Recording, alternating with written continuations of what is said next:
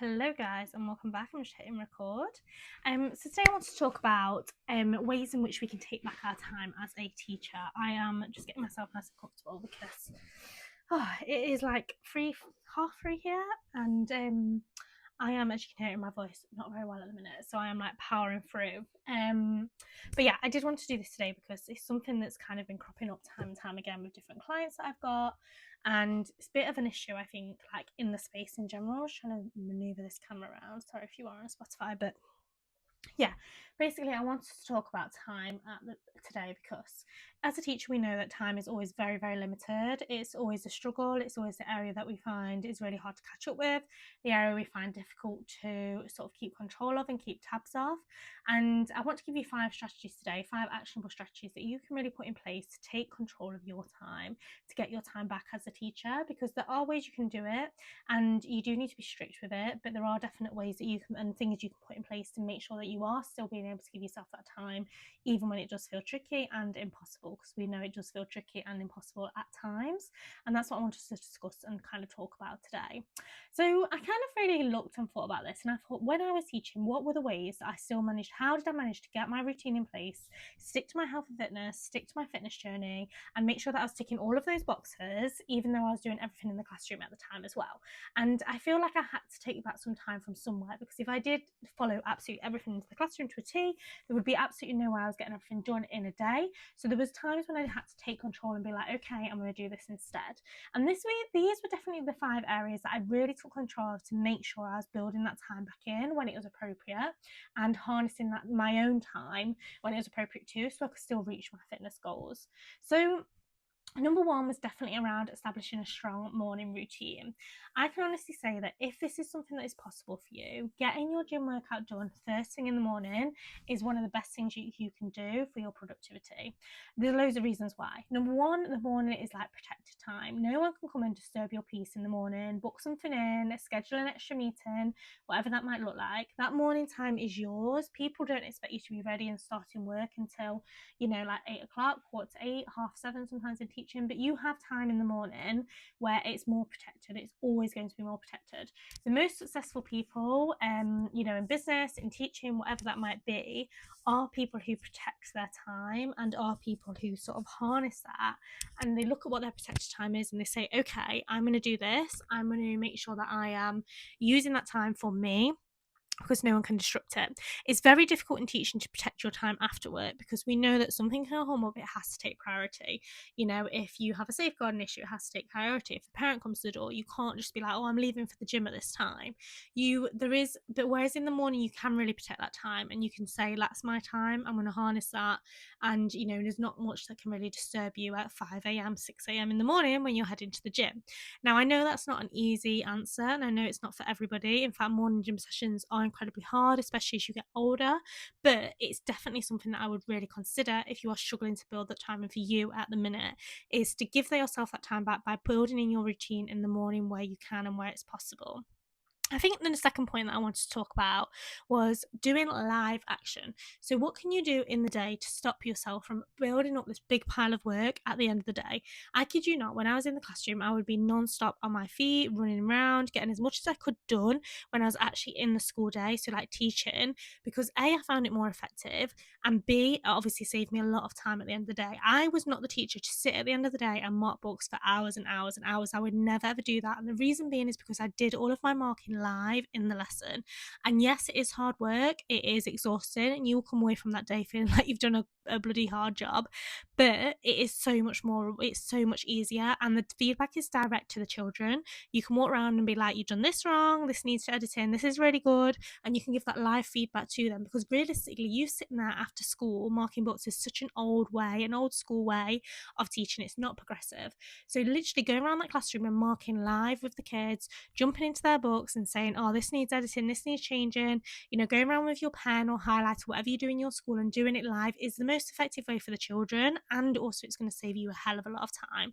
Obviously, it's not possible to do that for everything and you need to be completely thorough. So yes, you may have to spend half an hour at the end of the day just whipping through some bits, but it's certainly something you can harness and take control of during the lessons where possible. Get your TA on board doing it. We used to do it as a team, and then it's like literally half the kids, you can go around and you can switch switch and change them, so you're making sure you're getting to all the kids throughout the day. But there are ways in which you can definitely make sure that there's a lot more done in the lesson, so you're not panicking about it at the end of the day. Especially if you're working with older children, like, get them involved in it, get them involved in setting up for that next lesson, get them involved in sourcing resources. It's the end of the day when you're getting, bags and coats on, like, there's a couple of responsible children, get them to sort some bits out for the next day. There is a few, there's always like 5-10 minutes of dead time at the end of the day, and utilize as much as you can. Something I've noticed in teaching is like every moment genuinely does count, and I think if you can really take control of that and you can implement that, it can really help you and the children, but see better success and also help your workload as well, which is a really good point to put in place. Number 3 is preparation. Being as organised as possible in a teaching job is essential. Not only do your lessons go to shambles if you're not organised with them, and it can be incredibly stressful because you have a million and one things to think about, but also your personal life will just get taken over by the job if you are not organised. Time management has to be key. So taking preparation and being as organised as possible, that is so important.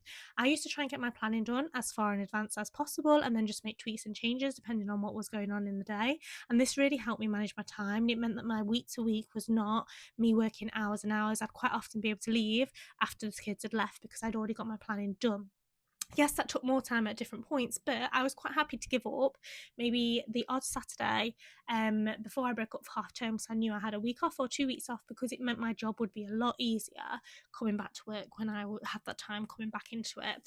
And sometimes it is about really being as organised as possible. Like I said, getting the classroom done the night before, so in the morning you're not panicking and rushing. Getting things prepped for your lessons as early as in advance, storing things so you can utilise things again and reuse things again. It's not a crime to do that. And I think being as organised as possible in a job like that is so important. But it's not just in the career as well, but you need to think about in your life how you can be as organised. So things like getting your food shopping in, deciding what you're going to have for your dinners, getting those meals in, meal prepping, and having some meals in the fridge ready to go, or some quick go-tos in the fridge, so you're not going to aim for a takeout or lean into a takeout after a long day at work.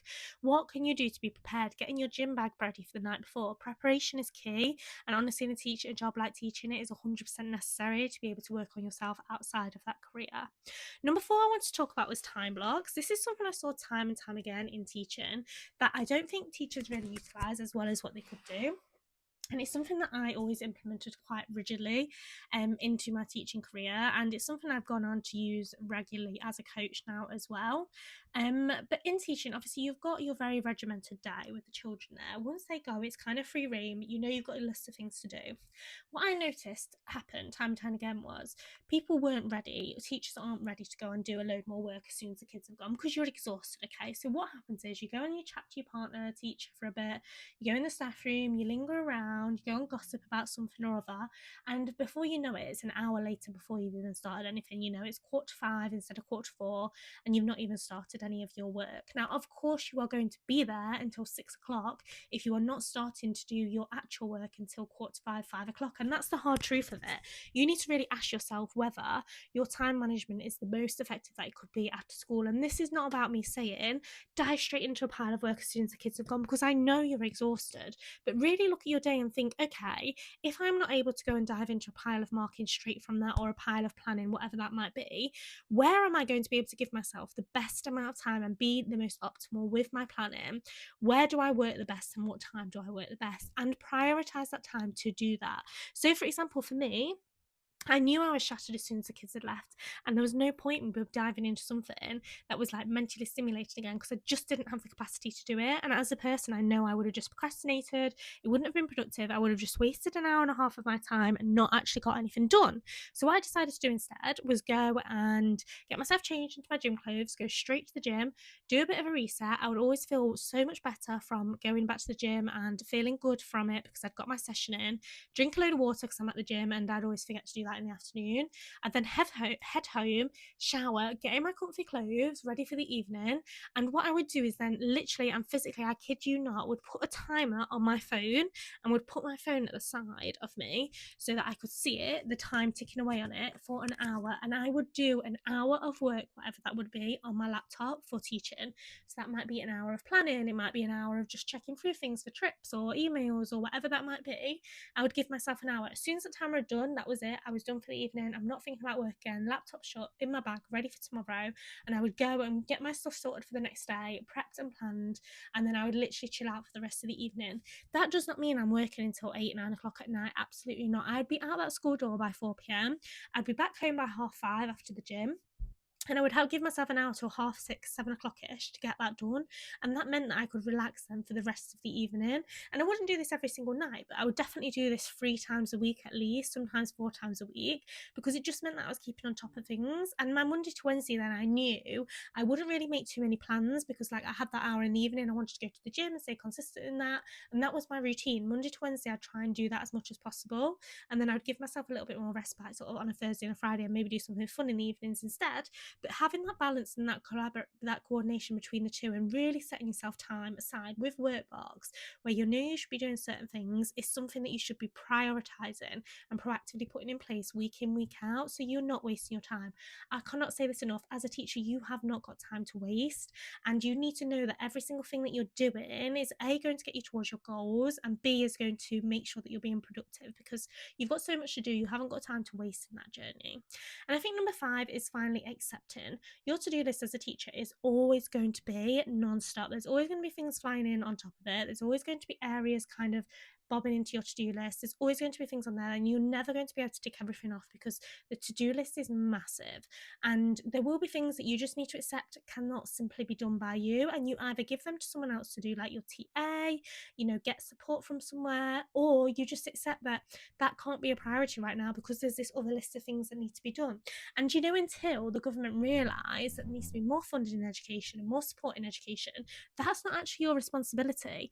And as long as you are doing the fundamentals of your job and the foundations of your job, anything extra that you're struggling with because you can't physically get it into your day-to-day, and as long as you are trying your absolute best, you can go and ask for support around that, and you can go and talk to SLT around that. Do not, I kid you not, sit there struggling with this list just that goes on and on and on and on and on, and you really not knowing where to put things in place, and not knowing how to tick everything off, and not having a life, and working all weekend, because you are not going to survive in a teaching career for very long doing that, and I can tell you that now. And I guarantee, if you are new to teaching, there are things on there that just aren't necessary, and actually you're a better teacher from just sort of like going with the flow a little bit. And sometimes it is about kind of being less of a perfectionist and kind of going with your instinct, your gut, which does develop through time, but it's not always about having everything absolutely planned and regimented to a T. It's about sort of accepting sometimes that, yeah, we're humans and the kids are humans, and we can't predict how they're going to react, and actually it's okay for it not to be perfect all of the time.